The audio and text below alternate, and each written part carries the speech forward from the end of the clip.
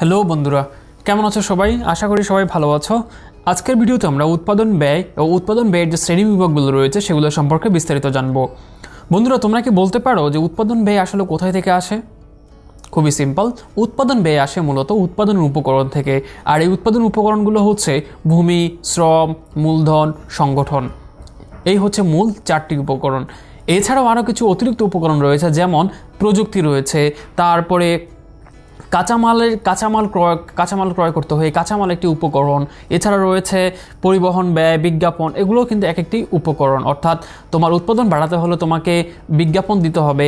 এছাড়া তোমার পরিবহন ব্যয় কিন্তু এই উৎপাদন ব্যয়ের সাথে সম্পর্কযুক্ত। কাজেই উৎপাদনের উপকরণ আমরা জানতে পারলাম যে আসে হচ্ছে কোথায় থেকে? উপকরণ থেকে। উৎপাদন ব্যয় আসলে আসে কোথায় থেকে? উৎপাদনের যে উপকরণ রয়েছে সেই উপকরণগুলো থেকে। আর উপকরণগুলো হচ্ছে মূলত কি কি? ভূমি, শ্রম, মূলধন, সংগঠন,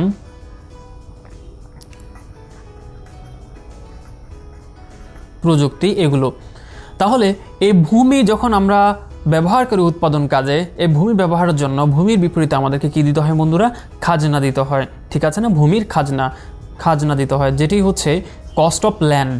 এটাকে বলা হচ্ছে কি? Cost of land. অর্থাৎ ভূমির জন্য যে খাজনা দিতে হয়, খাজনাটা হচ্ছে ভূমির খরচ বা ব্যয়।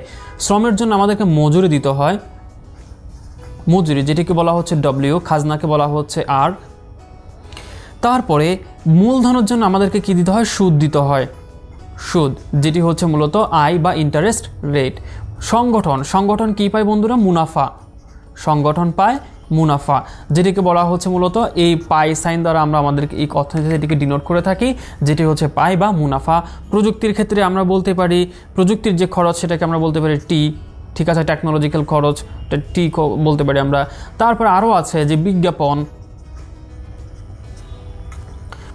কিন্তু ফ্যাক্টরস অফ প্রোডাকশন না। ঠিক আছে, বিজ্ঞাপন হচ্ছে উৎপাদন করার জন্য আমাদের ব্যয় করতে হয় যে খাতগুলো রয়েছে, সেগুলো একটি রয়েছে বিজ্ঞাপন, যেটাকে বলা হচ্ছে অ্যাডভার্টাইজিং এ। তারপরে পরিবহন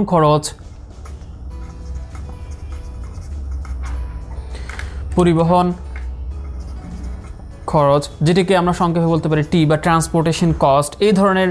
তারপরে কাঁচামালের খরচ রয়েছে। এই প্রত্যেকটা খরচকে যখন একত্র করছি তখন আমরা বলছি এটি হচ্ছে আমাদের উৎপাদন ব্যয়। তো সংক্ষেপে এটাকে বলা যায় সি বা প্রোডাকশন কস্ট বা টোটাল কস্ট, হোয়াট এভার বলতে পারো তোমরা।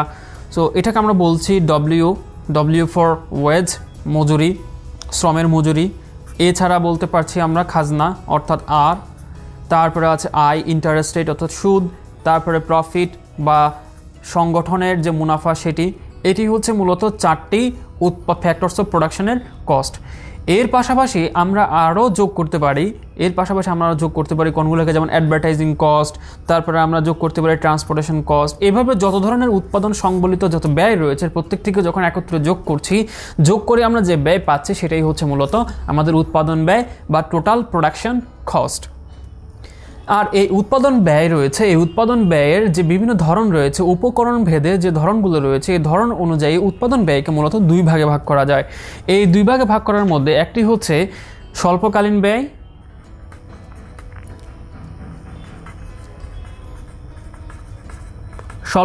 ব্যয় এবং অপরটি হচ্ছে দীর্ঘকালীন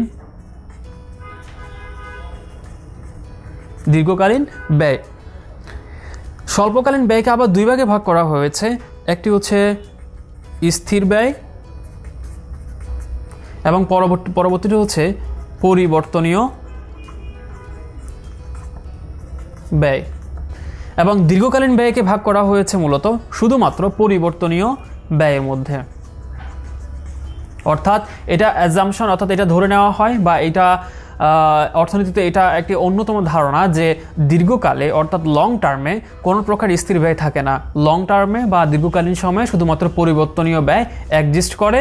অপরদিকে স্বল্পকালীন সময়ে বা শর্ট টার্মে স্থির ব্যয় অর্থাৎ ফিক্সড কস্ট এবং পরিবর্তনীয় ব্যয় তথা ভেরিয়েবল কস্ট, এই দুটি কস্ট শুধুমাত্র বিদ্যমান থাকে, যার জন্য স্বল্পকালীনকে 2 ভাগে ভাগ করা হয়েছে, স্থির ব্যয় ও পরিবর্তনীয় ব্যয়ে।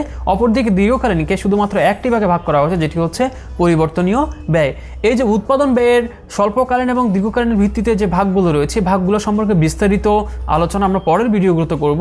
তবে তোমরা এই ভিডিও থেকে জেনে রাখো, মূলত উৎপাদন ব্যয় হচ্ছে অনেকগুলো উৎপাদনের যে উপকরণ রয়েছে এবং উৎপাদন সংশ্লিষ্ট যে ধরনের খরচ রয়েছে, প্রত্যেকটি খরচ বা ব্যয়ের সমষ্টি। অর্থাৎ ভূমির খরচ হচ্ছে খাজনা, শ্রমের খরচ হচ্ছে মজুরি, মূলধনের খরচ হচ্ছে ইন্টারেস্ট বা সুদ, সংগঠনের খরচ হচ্ছে মুনাফা। এছাড়া আরও কিছু অতিরিক্ত যে খরচ রয়েছে, যেমন বিজ্ঞাপন বা অ্যাডভার্টাইজিং, পরিবহন খরচ, কাঁচামালের খরচ, এর প্রত্যেকটি খরচকে যখন আমরা একসাথে যোগ করব, তখন আমরা টোটাল প্রোডাকশন কস্ট বা মোট উৎপাদন ব্যয় পাবো। ধন্যবাদ। আমরা পরবর্তী ভিডিওতে নতুন বিষয় সম্পর্কে জানবো। Thanks for watching.